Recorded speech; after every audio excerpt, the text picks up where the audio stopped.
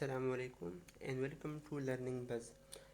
آج کا جو ہمارا ٹاپک ہے وہ پولیٹیکل فلسفی کے حوالے سے ہے، اور اس میں سب سے پہلے ہم پلیٹو کی آئیڈیل اسٹیٹ تھیوری کو ڈسکس کریں گے، جس میں وہ کہتا ہے کہ ایک ریاست کو کس طرح ہونا چاہیے۔ پلیٹو نے جو تھیوری دی ہے اس کو پلیٹو نے جسٹس کی بنیاد پر ایکسپلین کیا ہے۔ تو سب سے پہلے ہم دیکھتے ہیں کہ پلیٹو جسٹس کو کس طرح ڈیفائن کرتا ہے۔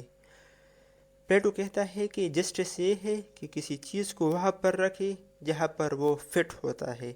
اس طرح ریاست کو بھی اسی اصول پر ہی چلنا چاہیے، یعنی ریاست میں ہر کوئی وہی کام کرے جسے وہ سر انجام دے سکتا ہو۔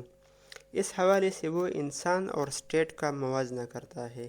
وہ کہتا ہے کہ ہر انسان میں 3 بنیادی خصوصیات پائی جاتی ہے۔ یہ خصوصیات کون کون سی ہے؟ تو اس میں جو پہلا ہے اسے وہ ایپیٹائٹ کہتا ہے۔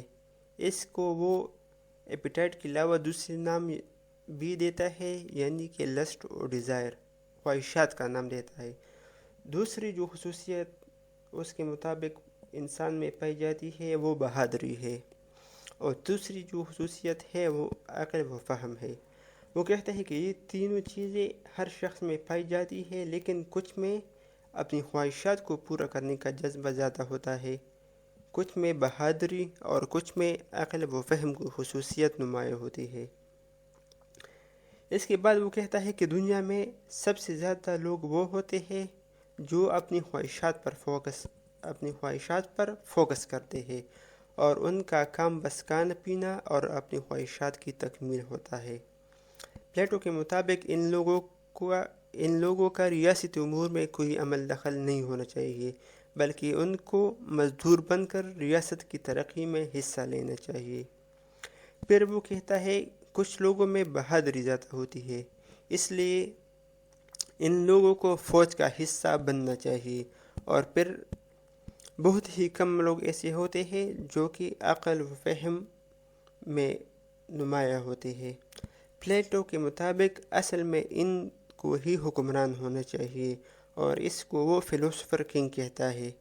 یعنی وہ کہتا ہے کہ انصاف یہی ہے کہ ریاست پر ایک فلسفر کنگ حکومت کرے۔ یعنی جس طرح ہم انسان کی جسم کو دیکھتے ہیں تو سب سے اوپر سر ہوتا ہے، اور وہ عقل کی علامت ہوتا ہے۔ اس کے بعد دل ہوتا ہے جو کہ بہادری کی علامت ہوتا ہے، اور اس کے بعد پیٹ ہوتا ہے جو کہ بھوک اور خواہش کی علامت ہوتا ہے۔ تو اسی طرح وہ کہتا ہے کہ سب سے پہلے ریاست میں سب سے اوپر فلسفر کنگ ہونا چاہیے، اس کی حکومت ہونی چاہیے جو عقل و فہم رکھتا ہو۔ اس کے بعد جو بہادر لوگ ہوتے ہیں ان کا حصہ ہونا چاہیے، اور سب سے نیچے وہ لوگ ہونے چاہیے جو کہ خواہشات اور اپنی بھوک پر فوکس کرتے ہو۔ تو یہ پلیٹو کی آئیڈیل اسٹیٹ تھیوری ہے، جس کے مطابق ریاست کو اس طریقے سے منظم ہونا چاہیے۔